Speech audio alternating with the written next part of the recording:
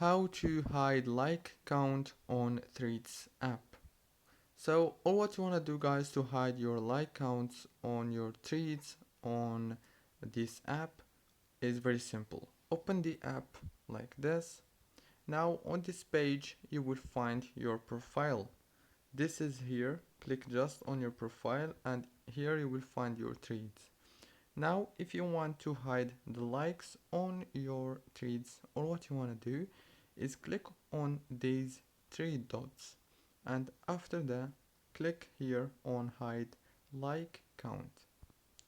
Now as you can see the like count is hidden. So that's it, very easy and simple. As you can see, don't forget to like and subscribe, and thank you very much for watching this tutorial until the very end. See you later.